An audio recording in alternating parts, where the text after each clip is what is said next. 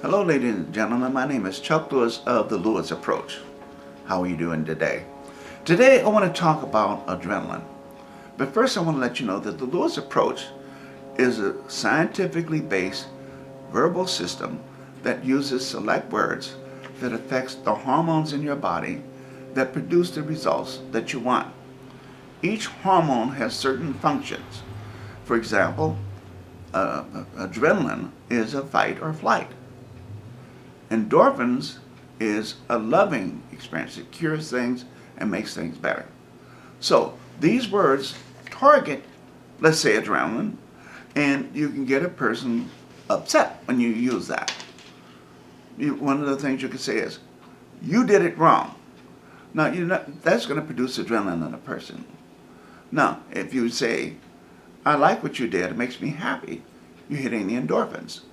So now, in a sense, when you look at it that way, you can almost read the person's mind, because you could tell on the same token the words that they use towards you, which ones they're using, the adrenaline words or the endorphin words.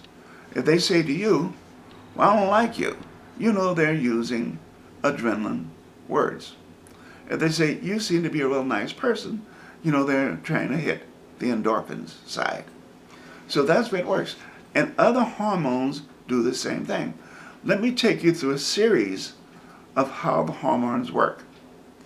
First, when you have adrenaline, it's the basic hormone that you need for everyday life. For example, if you get thirsty, your body produces a response that triggers adrenaline to get you to get up and go get something to drink if you're thirsty. It does the same thing about if you are hungry. It takes you where you get something to eat. Now, let's assume, now that's what the doctors call a healthy stress, because adrenaline equals stress. Let's make that point again. Adrenaline equals stress, okay? Now, if you get up and go get something to drink, the stress is relieved and it goes away. You don't have any stress. But let's just say you feel thirsty and you want to go in the kitchen to get some water and someone stands in your way.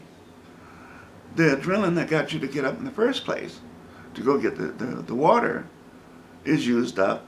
However, if someone stands in your way, you need to get a little bit bigger force. So it pulls in norepinephrine. And so then you use that adrenaline to move. Now, if for some reason you don't get your needs met and you sit back and you argue with this person, the adrenaline increases to cortisol. Now, cortisol affects your muscles, your breathing, your heart rate, your heart pump. All these things get started.